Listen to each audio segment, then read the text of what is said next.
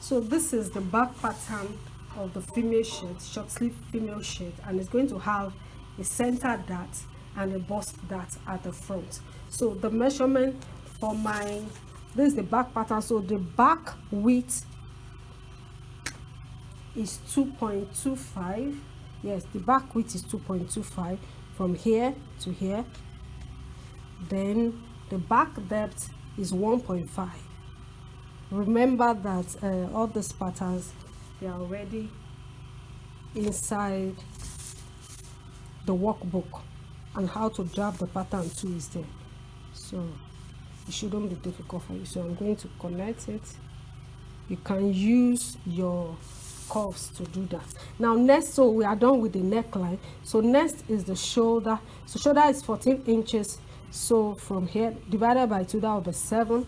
So my 7 is here with ½ inch sewing allowance. That is that. So I'm going to slant to measure 0.75 inch down. You can also use 1 inch depending on the wideness of the shoulder, but for here, since the shoulder is 14, I'm using 0.75. So I measure 0.75 from the up down. So this is it. Then I'll connect a line from that 0.75 to the base of the neck. This is very simple. The diagram is also in the workbook. So that is that. So from here to here again, I measure 0.5 inch down. From that 0.75, I measure another 0.5 inch down, which is the sewing allowance, and I'm going to use a broken line to represent it. Here is it. So that's your sewing allowance. Now we've done the neckline, we've done the shoulder. Next is the armhole. So from this place again, from the ½ inch, everything goes after that. I'm going to measure the armhole divided by 2. Armhole is 14 divided by 2, that is 7. So I'm measuring 7 inches down from here to here. So that is my 7 inches, and I'm going to rule a line across. It's just a line. I'm ruling it across the 7 inches. Now this is my 7 inches. I represented it with a line too. Now the next thing is to make the curve around the armhole. So I'll measure my bust on the line. Bust is 38 divided by 4, that is 9.5. So this is 9.5 measured here from here to here, plus 1 inch sewing allowance. Normally I use 0.5 inch, ½ inch sewing allowance, but for starters I always prefer that they use 1 inch, so in case they make an error it can be adjusted. All right, so now that's that. Then from here I'm going to find the midway between here and here. You already know the reason why. So the armhole can have a curve inward. Then I'll measure 0.5 inch inward. Then now I can connect.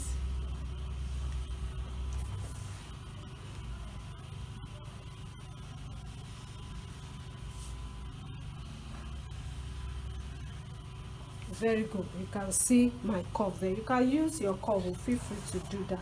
So we've done the neckline, we've done the shoulder, we've done the armhole, we've done the bust. Next, I'm going to measure the length of the shirt. The length of the shirt is 7 inches. So I'm going to find a midway between the base of the neck and the end of the shoulder. Just position your tape somewhere midway and then take it down. So my length is 27 inches here.